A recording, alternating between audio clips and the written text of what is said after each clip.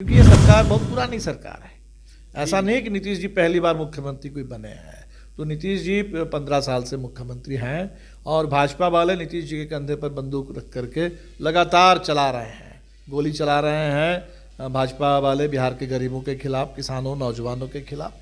तो ये जो है इसमें लोग लड़ेंगे और लड़ाई तेज होगी। सरकार कुछ भी कह दे कोई फ़र्क नहीं पड़ता। सरकार ने तो यहाँ तक कह दिया है कि धरना प्रदर्शन करने वालों को नौकरी नहीं मिलेगी। सोशल मीडिया में सरकार की आलोचना करने वालों के खिलाफ कार्रवाई होगी। ये मोदी सरकार भी ऐसा ही कर रही है, नीतीश जी भी ऐसे ही कर रहे हैं। तो लेकिन मुझे लगता है कि इस देश में अभी भी लोकतंत्र है। और कल जैसे दिशा रवि को जमानत मिली और हमने कोर्ट का जजमेंट देखा, कोर्ट ने बिल्कुल साफ कहा कि ये व्हाट्सएप ग्रुप खड़ा करना, कोई प्रोटेस्ट के लिए, शांतिपूर्ण आंदोलन के लिए टूल किट तैयार करना, ये कहीं से कोई अपराध नहीं है।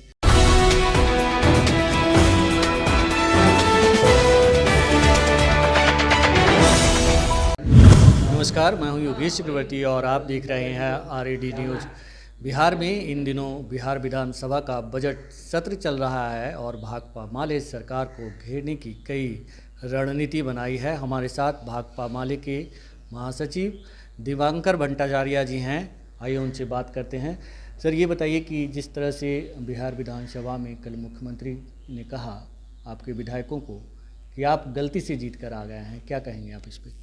पता नहीं, अगर मुख्यमंत्री ने ऐसा कह दिया तो वो दरअसल सरकार की गलती से अब जनता में आक्रोश पैदा होता है, उससे हम जीत रहे हैं। तो हम तो चाहेंगे कि मुख्यमंत्री और गलती करें और आंदोलन और बढ़े और हम लोग और ज़्यादा जीतें। अगर वो ऐसा बोले हैं तो वो भी बड़ी गलती है उनकी तरफ से। आपको पता नहीं है कि ऐसा बोले हैं? अब हम तो कल ही यहाँ आए थे तो हम तो जान रहे हैं कि हमारे साथी उठा रहे हैं मुद्दे, और अच्छी बात है। हमने सुना है संदीप सौरभ जी का भाषण, अजीत जी का भाषण, जो पहली बार विधानसभा में जीत के आए हैं। पहला भाषण में ही जिस तरह से लोगों ने बिहार के मुद्दों को उठाया है, तो ये तो जाहिर सी बात है कि विपक्ष के लोग हैं बोलेंगे। मुख्यमंत्री भी अगर बोलने लगे तो बहुत शर्म की बात है। मुख्यमंत्री तो उनका काम है सुनना पूरे सरकार के बारे में और विपक्ष की ओर से। और हमारी तो कोशिश ये है कि विधानसभा को एक सार्थक बहस का मंच बनाया जाए, मुद्दे उठे, गंभीर बहस हो। तो हम उम्मीद करेंगे कि कम से कम मुख्यमंत्री या और जो भी, यहाँ तक कि भाजपा में भी सारे लोग तो एक जैसे नहीं हैं, तो कुछ लोगों को कम से कम गंभीरता से बातें सुननी चाहिए और गंभीरता से उन बातों का जवाब देना चाहिए। सवाल ये है कि शायद मुख्यमंत्री में बौखलाहट इसलिए है कि एक तो NDA के अंदर जो भाजपा और जदयू के अंदर जो चल रहा है, तो मुख्यमंत्री थोड़ा दबाव में होंगे, तो उनका तनाव मैं दबाव में महसूस कर सकता हूँ। लेकिन इसका मतलब ये नहीं होना चाहिए कि सरकार तानाशाही के रास्ते पर चले। अभी आंदोलन बिहार में बढ़ेगा क्योंकि जो घोटाले सामने आए हैं, जिस पे अब चुनाव अधिकारी ने कहा कि बिहार में चुनाव में जो खर्च जिस तरह से दिखाया गया, बहुत बड़ा घोटाला है। सरकार खुद कह रही है कि हमको जांच करना है। बहुत जगह प्रशासनिक स्तर पर कोविड के जांच के मामले में बड़ा फर्जीवाड़ा हुआ है, क्वारंटीन के मसले पर हुआ है। तो 7 निश्चय की बात करते रहे लेकिन 7 घोटाले फैल गए हैं। तो ये जो 7 घोटाले बिहार में इस तरह से सामने आए, तो हम तो कहेंगे कि मुख्यमंत्री को बल्कि आश्वस्त करना चाहिए बिहार को कि सरकार इस पर श्वेत पत्र जारी करेगी और सभी घोटालों का आकार बहुत बढ़ता जा रहा है, तो बड़े घोटाले हैं और उसके लिए कौन जिम्मेदार है, उस पर सरकार क्या कदम उठा रही है, इस पर बात करनी चाहिए। दूसरा, रोज़गार का सवाल। 19 लाख आपने तो कह दिया चुनाव में, कह करके कुछ नौजवानों को ठंडा करने की आपने कोशिश की। सरकार में आप फिर रह गए, तो सरकार में रहने के बाद अब 19 लाख रोज़गार तो देंगे ना। तो 19 लाख रोज़गार के सवाल पर क्यों पीछे भाग रहे हैं? तो सरकार को पीछे भागना नहीं चाहिए। हमको देखिए अलग से कोई रणनीति नहीं बनानी है। जो मुद्दे हैं और उस पर सरकार जिस तरीके से फेल कर रही है, पीछे भागने की कोशिश में है। अब किसानों का इतना बड़ा मुद्दा है पूरे देश में और बिहार में भी है। सबसे कम फसल की खरीद होती है, सबसे कम किसान कीमत बिहार के किसानों को मिलती है, सबसे बड़ा संकट बिहार के किसानों के सामने है। तो बिहार के किसान क्यों नहीं लड़ेंगे? लड़ेंगे। तो इन्हीं मुद्दों को लेकर के विधानसभा के अंदर और बाहर सरकार को हम जरूर घेरेंगे, क्योंकि ये सरकार बहुत पुरानी सरकार है। ऐसा नहीं कि नीतीश जी पहली बार मुख्यमंत्री कोई बने हैं। तो नीतीश जी 15 साल से मुख्यमंत्री हैं और भाजपा वाले नीतीश जी के कंधे पर बंदूक रख करके लगातार चला रहे हैं, गोली चला रहे हैं भाजपा वाले बिहार के गरीबों के खिलाफ, किसानों, नौजवानों के खिलाफ। तो ये जो है इसमें लोग लड़ेंगे और लड़ाई तेज होगी। सरकार कुछ भी कह दे, कोई फ़र्क नहीं पड़ता। सरकार ने तो यहाँ तक कह दिया है कि धरना प्रदर्शन करने वालों को नौकरी नहीं मिलेगी। सोशल मीडिया में सरकार की आलोचना करने वालों के खिलाफ कार्रवाई होगी। ये मोदी सरकार भी ऐसा ही कर रही है, नीतीश जी भी ऐसे ही कर रहे हैं। तो लेकिन मुझे लगता है कि इस देश में अभी भी लोकतंत्र है।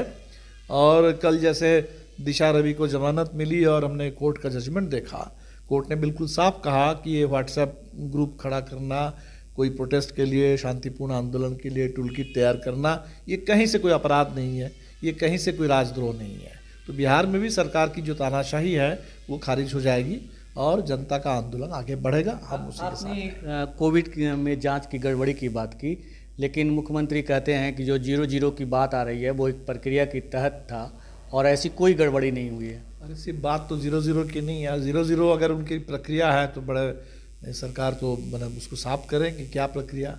दूसरी बात हम देख रहे हैं कि एक नंबर पर 23-23, 25-25 लोगों का, और उस नंबर पर जब पूछा जा रहा है, एक रजक जी हमने देखा कि शायद जमुई का मसला है, उनसे जब पूछा गया उन्होंने कहा कि उनकी कोई जांच ही नहीं हुई, और उसी नंबर पर 26 लोगों की जांच दिखाया जा रहा है। तो सिर्फ 0-0 का मसला है नहीं, जो नंबर भी दिए जा रहे हैं पूरे कहीं खर्च है प्रशासन में। गाड़ी का नंबर जो दिया गया वो 4 पहिया का नंबर के रूप में दिया गया, जब पता चल रहा है कि वो बाइक के नंबर है। तो ये तो पूरे टोटल संस्थागत बहुत घोटाले हुए हैं, क्वारंटीन के मसले पर, चुनाव के खर्च के मसले पर, कोविड के जांच के मामले में।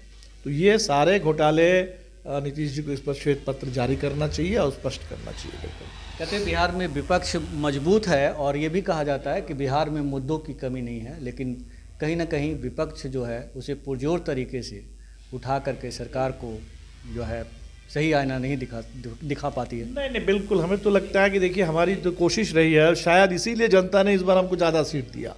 पिछले में हमारे बहुत कम थे। देखिए 2010 से 15 हम लोग बिल्कुल नहीं थे और विपक्ष बहुत कमज़ोर था। 15 के बाद हमें 3 सीट मिली। 3 विधायक की छोटी टीम लेकर के हम लोगों ने एक विपक्ष की आवाज़ उठाने की कोशिश की और मुझे लगा कि वो आवाज़ लोगों तक पहुंची और लोगों ने ये देखा कि मुद्दों पर बात करने वाले माले के लोग हैं। गरीबों के मुद्दे हो, शिक्षा का सवाल हो, रोज़गार का सवाल हो, सभी सवालों पर माले के लोग सबसे ज़्यादा लड़ने बोलने वाले हैं। और यही वजह होगी कि इस बार सबसे ज़्यादा स्ट्राइक रेट हमारा बेहतर रहा। 12 विधायक जीत के आए हैं और पहली बार जो नौजवान इतनी संख्या में जीत करके आए हैं वो उठा रहे हैं मुद्दों को। और हमें तो लगता है कि ये लोकतंत्र में इसका स्वागत होना चाहिए। लेकिन ये सरकार है कि जो विपक्ष से डरती है। मोदी सरकार चाहती है कि भाई पूरे देश में लोकतंत्र जो है वो विपक्ष रहित लोकतंत्र हो, विरोध रहित लोकतंत्र हो, आंदोलन रहित लोकतंत्र हो। ये एक बहुत खतरनाक है। तो आंदोलन अगर कहीं कमज़ोर है तो हम लोग उसको और तेज़ करेंगे। अगर कुछ मुद्दा कहीं अगर लोगों को लग रहा है, छूट रहा है, तो हम तो आपके माध्यम से बल्कि बिहार की जनता से अपील करेंगे कि हमारे जो 12 विधायक हैं वो सिर्फ 12 क्षेत्रों को रिप्रेजेंट नहीं करते, वो पूरे बिहार के जनता को, उनके मुद्दों को, उनकी आकांक्षाओं को रिप्रेजेंट करते हैं। और इसीलिए बिहार की जनता, हमारा जो विधायक दल का कार्यालय है बिल्कुल खुला हुआ है। किसी तरह का आंदोलन हो, बिहार के किसी हिस्से का आंदोलन हो, किसी तरह की कोई शिकायत हो, हम तो कहेंगे कि माले को अब अपनी एक तरीके से अपने प्रतिनिधि के रूप में समझिए और माले के पास इसको ले आइए और हम लोग विधानसभा के अंदर और बाहर इस लड़ाई को ज़रूर तेज करेंगे। क्योंकि इस बार तो सबसे ज़्यादा पूरे देश में इसकी चर्चा है कि बिहार में सरकार भले नहीं बदली, लेकिन एक बहुत कमज़ोर सरकार और एक मजबूत विपक्ष, ऐसा विपक्ष जिस विपक्ष से जनता की एक उम्मीद बन रही है। तो इसलिए हम लोग इस भूमिका को निश्चित तौर पर निभाएंगे। क्या मजबूत विपक्ष इस लड़ाई को अंजाम तक पहुंचाने में सफल होगा? बिल्कुल, हमें तो लगता है कि हम लोग जो शुरू हुआ है, अभी तो शुरू ही हुआ है, लेकिन ये आंदोलन तेज हो रहे हैं और ये आंदोलन विधानसभा के अंदर, विधानसभा के बाहर, ब्लॉकों में, पंचायतों में, पूरे जहाँ भी लोग परेशान हैं तो वहीं पर हम कोशिश करेंगे, जहाँ परेशानी है वहीं आंदोलन हो और आंदोलन समाधान करने के लिए हो, उससे जनता को एक समाधान मिले। और इसलिए हमें तो लगता है कि विपक्ष मजबूत है और होगा। जी, हमसे बात करने के लिए शुक्रिया। तो ये थे भाकपा माले के महासचिव दीपांकर भट्टाचार्य जी, जिनका कहना था कि विपक्ष जो है, महागठबंधन के लोग जो हैं वो नीतीश सरकार को न सिर्फ सदन के अंदर बल्कि बाहर भी घेरेगी और इसका कोई बड़ा नतीजा सामने आएगा। योगेश चक्रवर्ती, राय नेटवर्क, पटना।